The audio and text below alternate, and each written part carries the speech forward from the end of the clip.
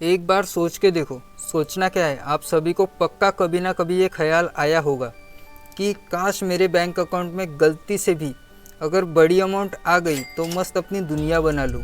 पैसों की तो कमी नहीं रहेंगी, मस्त बंगला होगा, गाड़ियाँ होगी, इन्वेस्टमेंट करूँगा और एंटरप्रेन्योर बनूँगा। लेकिन किंतु परंतु ये तो ना हो पाएगा। हाँ, पर एक है जो ये काम अपने बाएं हाथ से कर सकता है या कर सकती है, वो है गवर्नमेंट यानी सरकार। क्योंकि गवर्नमेंट के पास ये पावर है कि वो जितना चाहे उतना पैसा छाप सकती है। तो क्या हो अगर मोदी जी आज नेशनल टीवी पे आए और बोले कि मित्रों, आज रात 12 बजे से सभी देशवासियों के बैंक खाते में 100 करोड़ रुपए डाल दिए जाएंगे।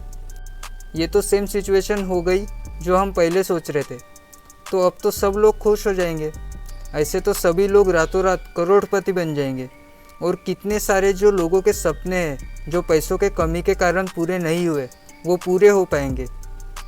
और जो गरीबी है इससे ख़त्म हो जाएंगी। जिसका बजट साइकिल का था वो भी अब कार खरीद सकता है। और जो छोटे से घर में रहता हो वो मस्त आलीशान बंगलों में रह सकता है। ओवरऑल इसके हिसाब से इस देश की इकोनॉमी तो बहुत अच्छी हो जाएगी। तो यहाँ पर सिंपल सवाल आता है कि जब गवर्नमेंट जितना चाहे उतना पैसा छाप सकती है, फिर ऐसा क्या रीज़न है कि गवर्नमेंट दिन रात नोट छाप के ये गरीबी क्यों नहीं ख़त्म कर रही है। तो आइए इसे बड़े ही सिंपल लैंग्वेज में समझते हैं।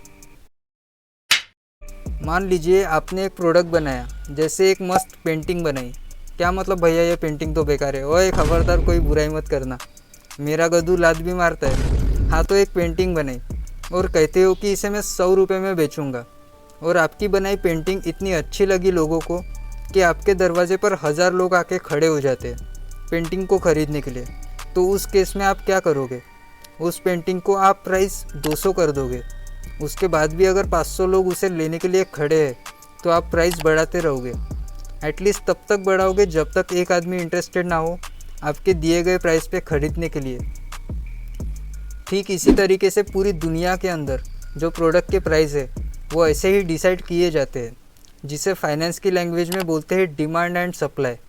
जब आप एक फलों की दुकान पे जाते हो तो वहाँ देखते हो कि सेब का रेट ज़्यादा है और केले का रेट कम है। इसका मतलब ये नहीं कि सेब राउंडेड है तो बहुत महंगा होगा। इसका सिंपल सा मतलब है कि सेब की डिमांड जितनी है उतनी उसकी सप्लाई नहीं है।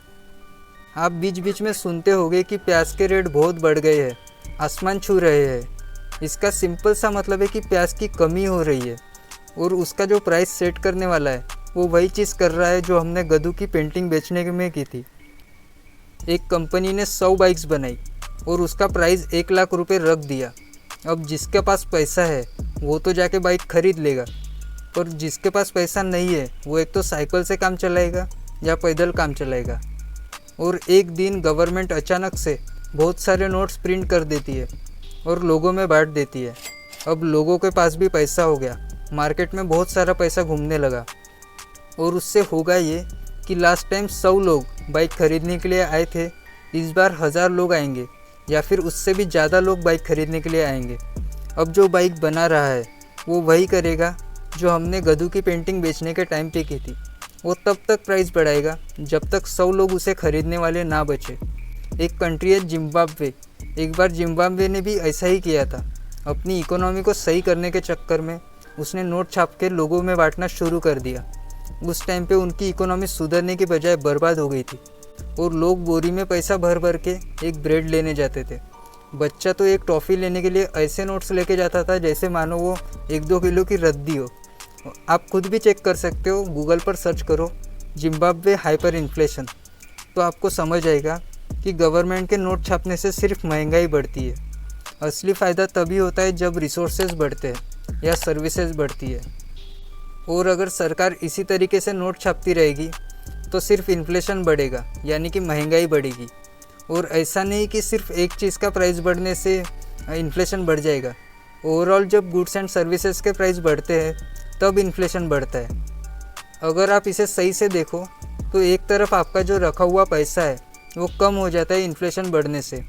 इन्फ्लेशन अगर 5% है तो इसका मतलब ये हुआ कि आज जो चीज़ आपको 1000 रुपये में मिल रही है वो हो सकता है पहले 950 की हो। और कुछ कंपनीज सेम प्राइस रख के क्वांटिटी कम कर देती है। ये आपको बिस्किट के पैकेट में ज़्यादा समझ आएगा। अगर आप हिस्टोरिक डेटा उठा के देखोगे तो आपको क्लियर पिक्चर मिलती है कि किस तरीके से साल दर साल महंगाई ने लोगों की जेब खाली कर रखी है। और यही रीज़न है कि अलग अलग जगह लोग इन्वेस्ट करते हैं।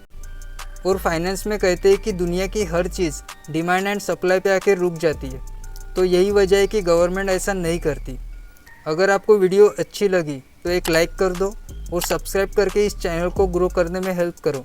लेकिन ये जो हम पैसा कर रहे हैं, जान तो लो कि ये पैसा है क्या, इसकी पूरी कुंडली, इसका जन्म कैसे हुआ से लेके कैसे हमारी लाइफ में इतना इम्पोर्टेंट बन गया, इसकी पूरी हिस्ट्री, और क्यों $1 ₹1 के बराबर नहीं, और ऐसा क्या हुआ कि $US को ग्लोबल करेंसी बोलने चालू हो गया। बहुत इंटरेस्टिंग वीडियोस है। अगर आप देखने में इंटरेस्टेड हो तो ये प्लेलिस्ट अभी देखो, मैं आपको वही मिलूँगा। जय हिंद, वंदे मातरम।